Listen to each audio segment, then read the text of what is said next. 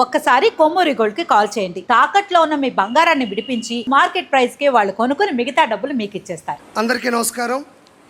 1995లో పార్టీని కాపాడిన తండ్రికి, 2024లో ఓ రాక్షసుడి నుండి రాష్ట్రాన్ని కాపాడిన తనయుడికి ధన్యవాదాలు, శతకోటి వందనాలు. ప్రత్యర్థులు చేసే తప్పుడు ప్రచారాలని, తప్పుడు ప్రసారాలని, తప్పుడు ఆరోపణలని, మార్పింగ్ వీడియోలని ఎప్పటికప్పుడు సాక్ష్యాధారాలతో తిప్పికొడుతూ వాస్తవాల్ని ప్రపంచంలోని జనాల ముందు నిలబెడుతున్న తెలుగుదేశం సోషల్ మీడియా గురించి ఈరోజు మనం మాట్లాడుకోవాలి. బాబు గారిని ఆదరించేవాళ్ళు, బాబు గారిని అభిమానించేవాళ్ళు, బాబు గారి విజన్ని ఆరాధించేవాళ్ళు, ఆయన ద్వారా లబ్ధి పొందిన వాళ్ళు ఈరోజు లక్షలాది మంది స్వచ్ఛందంగా సోషల్ మీడియా నిర్వహిస్తున్నారు. ఒక్క రూపాయి కూడా తీసుకోకుండా తెలుగుదేశం పార్టీలో చాలామంది సోషల్ మీడియా నిర్వహిస్తున్నారు.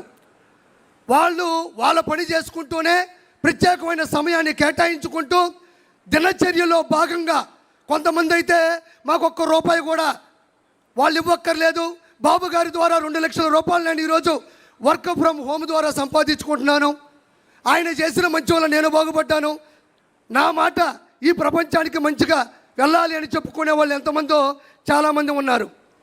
ఈరోజు ఇంకా చెప్పుదలుచుకుంటే సోషల్ మీడియాలో వైఎస్ఆర్సీపీ చేస్తున్నది ఉద్యోగం, సోషల్ మీడియాలో తెలుగుదేశం పార్టీ చేస్తున్నది ఉద్యమం, స్వచ్ఛంద స్వాతంత్ర్య ఉద్యమం, స్వేచ్ఛగా చేస్తున్నారని మరోసారి మీకు నేను చెప్తున్నాను.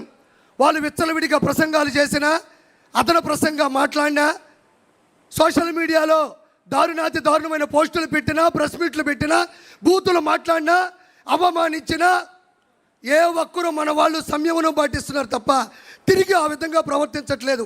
దానికి ఉదాహరణ నేనే. నా భార్య ఓయోలో దొరికింది, ఏరే వాళ్ళతో ఉంది అని దుష్ప్రచారం చేసి ఆర్టికల్లు చిత్రీకరించి పెడితే నాకు కోపం వచ్చి మాట్లాడదాం అనుకున్నా. కానీ మా నాయకుడు వెనక నుంచి అటు కొట్టాడు. అది మనం చేయకూడదు, అది మన విషయం కాదు, మన పసుపు సైన్యంలో అది లేదు అంటే వెనక్కి తగ్గినటువంటి ఆలోచన నాది. ఇది ప్రత్యక్ష ఉదాహరణ.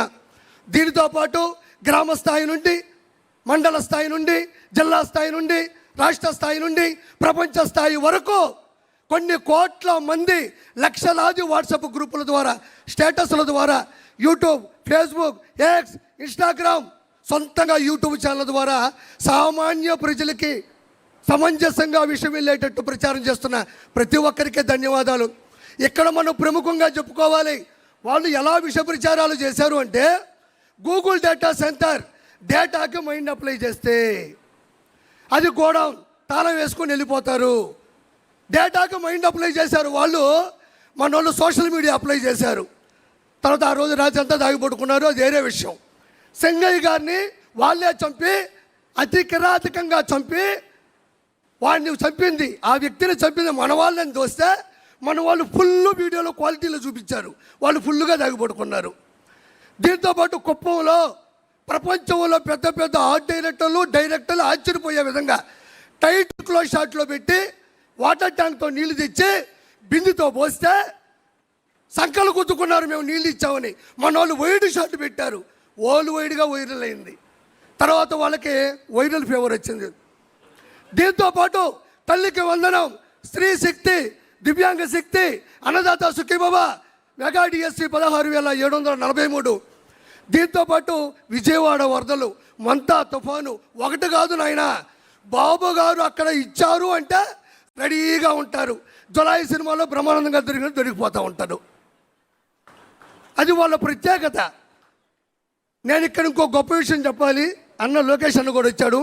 సార్, చాలామంది ఎన్నిసార్లు ఈ విషయం చెప్పారు నాకు తెలియదు, కానీ అప్పట్లోనే ప్యాన్ ఇండియా సినిమా ఒకే ఒక్కడు, ఆ ఒకే ఒక్కడు సినిమా తీసింది ఇన్స్పిరేషన్ నారా చంద్రబాబు నాయుడు గారు.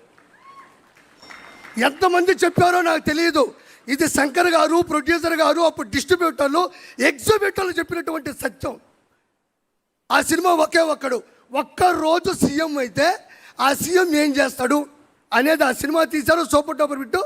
తమిళ వాళ్ళు చిత్రీకరించిన సినిమా ఇన్స్పైర్డ్ బై సార్. అయితే నేను ఎందుకు చెప్పానంటే ఈరోజు నారా లోకేష్ గారు మేము సోషల్ మీడియా ద్వారా ప్రతి ఒక్క విషయాన్ని మేము తొక్కి తోస్తుంటే మేము చేస్తున్నాం సోషల్ మీడియా, కానీ అది పూర్తయితే ఆ ప్రక్రియ పైకి వెళ్తే చాలా ఆనందంగా ఉంటుంది.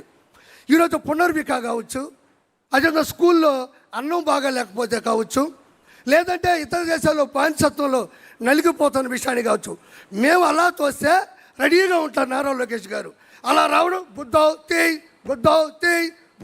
తేయ్ అంటే మేము ఏం చేసినా సపోర్ట్ చేస్తున్నారు. ఎందుకనంటే ఒక్క రోజులో సీఎం అయినటువంటి హీరో అర్జున్ గారు ఎలా చేశారో సేమ్ ఈరోజు నారా లోకేష్ గారు వచ్చినట్టు పరిష్కరించు వెళ్ళిపోతున్నారు. ప్రతి ఒక్క దగ్గర మొబైల్ ఉంది. బాబు గారు చేస్తున్న ప్రతి మంచిని బయటికి తీసుకెళ్ళి పూర్తి సమర్థవంతంగా 2029లో బాబు గారిని మళ్ళీ గెలిపించుకోవాలని మనస్ఫూర్తిగా కోరుకుంటూ థ్యాంక్ యూ సో మచ్.